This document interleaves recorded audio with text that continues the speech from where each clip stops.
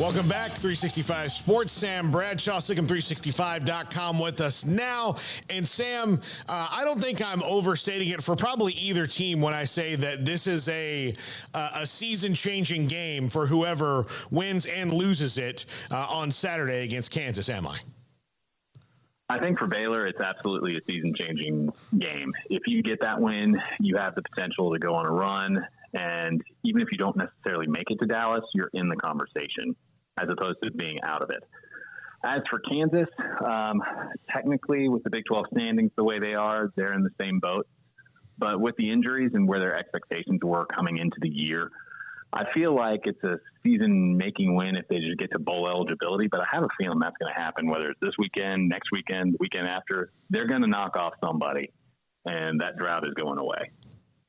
Yeah, and I guess it would be season changing for Kansas if they just ended the drought this weekend. But no Jalen Daniels, that's probably going to happen this week. Jason Bean again. There's not too much of a drop-off when it comes to the offense, but what is the biggest difference in your eyes between Daniels and Bean? Well, they're both strong-armed guys that can throw pretty accurately, that give you running ability. But the style of runner is very different, and Bean doesn't do as good a job protecting the ball. Jalen Daniels is built almost like a football championship subdivision running back. He's 6 foot, 215, very shifty, and he can run through contact a little bit. Whereas Bean, he's like 6'2", 6'3". He's a sprinter. He's a receiver build. He's not going to necessarily run through contact the way some other guys might be able to. But if you give him a straightaway, you're not catching him where you might catch somebody like Daniels. Do you think that the quarterback run is something Baylor has gotten better at over this short time of the year? Because early in the season, it looked like they have a problem with it. They haven't really played a runner in the last couple of weeks, though. Well, you know, when you have a bye game and then you play JT Daniels, you're not really getting a chance to play a runner. But, you know, rush lane integrity is going to be key just so you can get off the field and keep those scrambling quarterbacks from getting to you.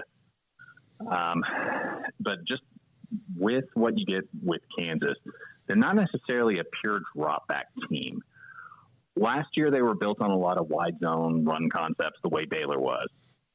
And they did some basic pass concepts and some basic play action off of it. But this year, it's almost halfway to playing a service academy team. They've still got their pro-style passing attack that'll have staples like mesh and spacing and deep over routes on some of their deeper play action.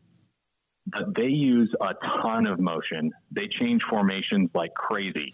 You're going to see pre-snap motion on the vast majority of plays. They're going to get into different formations. I think I even saw them do the varsity blues, 4 receivers to one side so you get one-on-one to the other side at one point.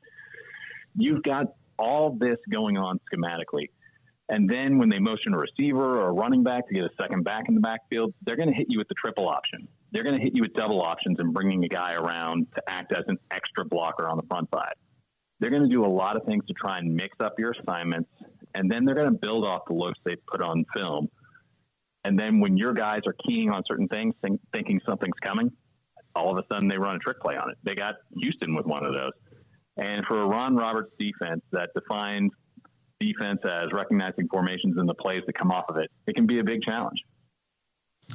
Defensively, they are they're not a lot to write home about on defense. They somewhat in the, maybe not overall schematically offense to defense, but the way that their games go kind of remind me of the first successful Art Briles Baylor teams where if if they could outscore you, they were going to win. But the back and forth on defense was kind of ridiculous, almost like that Alamo Bowl game that nobody made a tackle in.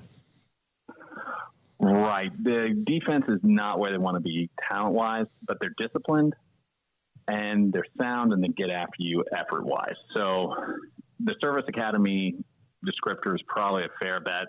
Schematically, it reminds me a lot of what we saw from Bill Snyder's second run through Kansas State from 2010 to 2017, where it's going to be that 4 down front. You're going to have effectively, it's a 4-3 with your hybrid Sam linebacker being a defensive back type. And then from there, they're going to play cover 3, quarters, some cover 2, and then maybe on a 3rd down, if they just feel like they need to get off the field because they're getting tired, they might break out some man coverage. But it's very much bend but don't break. They want to be Iowa in that regard, where they do what they do, they don't get out of position, and you make the opponent beat you. I don't think talent-wise they're there yet. You know, Kansas has done a lot to rebuild their offensive line and get a couple key offensive players through the transfer portal. And while they've added some impact guys defensively at linebacker and at rush end and Lonnie Phelps, I just don't think the overall talent level is on par with their offense and the results you're seeing statistically. Sam, so how does Baylor attack this defense with what they can do well, knowing that they're a little banged up at running back, and you're not going to have Squirrel back there this week, have not had, consistency outside of Richard Reese at that position. How do they attack this defense? Well, I think you have to play your game. This team is aching for you to make a drive-killing mistake. They want to make you execute over and over and over again. And if you make a mistake, they'll happily say, thank you, punt the ball to us. So you have to stay with what you know. You have to stay with what you are good at, which means stick with your base concepts, obviously have them well scouted, understand what they might be camping out on, break tendency a little bit. But by the same token, if Blake Shapen plays and Reese is able to go the whole way, I really don't worry about moving the ball in this offense. When you look at how many of their third down conversions are converted on either third or fourth down, I think it's somewhere near 60%. So if Baylor keeps playing their game, just executes and works their way down the field like they have basically all year, because Baylor's quietly been very productive per drive, I don't think they'll have a problem with this defense. The issue I see is if Baylor turns it over. Kansas turns FBS opponents over on 17% of their drives.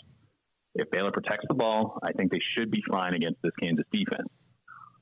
The other side of the ball is where things get dicey, because Kansas throws a lot at you, and they're very well coached, and Baylor's been up and down defensively, to say the least. So what is the illness that is ailing the defense? Is it more than one thing, or is it one thing that's causing other problems? Well, I think there's a big problem in the secondary, in the sense that they're not running what they want to run. They're running what they think the guys can handle. And I don't know if that's a maturity thing or a mental thing, or if they have some guys in there that just simply physically cannot do it. I don't think it's that last one, but those would be the plausible answers for that. And because of that, the pass rush is getting no help, and the ball can come out quickly.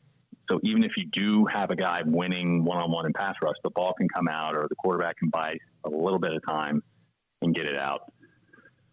And then beyond that, they're asking their front 4, 5, 6, depending on the formation, to play extra hard against the run, which limits your pass rush, so that you can steal a body to coverage. For the most part of the year, they've been outstanding at it. Now, they had some awful times fitting the counterplay and a couple draw plays against West Virginia. West Virginia had like 4 of them for over 100 yards. Aside from that, they had like 30 carries for 100 yards. So for large stretches of that game, the run defense was sound. But you gotta be able to fit things right, because I know Kansas has seen that film. They run counter just as much as West Virginia does. So Baylor's got to get that cleaned up. Those were the two main issues: the pass defense and fitting those runs. I mean, it's frustrating. I mean, you are what the stats say you are. But the fact that it's so few plays made up so much of the damage, it's more correctable than if somebody was just getting you handoff left, handoff right. Do you think that this is a personnel issue or an experience issue? I think it's more an experience issue, because athletically, these guys, you see them when they know what they're doing, when they can think quick and react quick. You've seen a lot of the young guys play well. You've also seen a lot of the older guys that have moved positions play well. You know they have the talent to do a lot more physically, but you've got to be able to execute properly. You know, you don't want to have a mental assignment put a game into doubt. You mentioned that Washington-Baylor game in the Alamo Bowl. Washington's first deep play was a play where the corner thought he had the first guy from his teammate had the first guy from the sideline deep, and the safety thought the corner had it. Nobody runs with the guy, and you just can't have that. And I think what Aranda and company are trying to get at is our defense has not been playing up to the standard we set last year, but they're still doing some things well. So if we can polish this up, it'll give us a better chance to win than if we just throw everything to the fire and then we give up a few big plays that get us beat. Would you move Al Walcott back to corner? Without being in practice, I can't necessarily comment on that. But assuming you think you have a good replacement for him, I'd at least be tempted to move him back to corner and Jones back to Jack just to see if getting guys back in some regular positions can minimize how much guys are having to think. But at the same time, I don't know if they've had any reps there since last fall. You know, that's also a big turnaround for those guys. So they may be back in a familiar spot, but are they ready to roll in those spots? You know, just because somebody can transition positions doesn't mean they're going to execute at the same level. The disappointing game that Baylor had at Oklahoma State in 2013, because Bryce Hager was out, they shifted several guys over from their position. They moved Lackey to Mike. They moved Hall to Will. They moved Dixon to their star position, just so instead of playing the backup linebacker, they could put a Ryan Stewart on the field. And guys were just a step hesitant in diagnosing and attacking that night. And it let a game get out of hand in addition to some turnovers and some sputtering offense. You know, so moving guys is tempting, but without knowing what kind of experience they've had recently dealing with it, it's tough to pull that trigger. That's an interesting way to describe that issue. I think a lot of people would just be change it back. Do it. It worked before, but again, these are guys who have been taking how many reps in practice doing this certain thing since maybe even the spring and haven't done the other thing. So it's not just go back. Remember what you did 9 months ago. Do that again. Right. You know, for instance, Jones, he's probably familiar with his coverage drops over the middle, but how often is he covering in the flat this fall? You know, how often is he taking on the kind of blocks that he would be seeing if somebody was trying to kick him out outside as opposed to some lead up inside? And then also the guys behind him. You know, I like what I've seen from a couple of the guys behind him, but, you know, the coaches see it better. You know, they may be saying, let's stick with this because we don't know what's going to happen if we move this guy. And that's not a comfortable position to be in a play caller, and then you start calling the game scared. Sam, if Baylor does not win this game, is it panic button time? I think the moderator on the site would have that opinion just because of all the reaction you're going to get. Mm-hmm. I don't think it's panic button time because the trajectory of the program is not changing based on whether you win this game, unless you somehow go on a run and win the Big 12 title again. The trajectory is probably going to be another bowl team, and you're going to be a solid team that lost in tough games. And I don't think Kansas is especially easier or tougher than the other teams they're going to run up against, except for maybe one or two of them. You know, I think in terms of how they match up to you, Kansas has some weak points Baylor can get after, but they also have some things that are going to present some problems for Baylor. And I think I have that opinion of everybody on the schedule. There is not a weak team in this conference. And even the teams at the top, I mean, Kansas State struggled with Iowa State, lost to Tulane. TCU struggled with SMU. If Jalen Daniels plays, probably loses to Kansas. And we're very fortunate to get away from Oklahoma State. You know, then those are the teams technically at the top of the conference.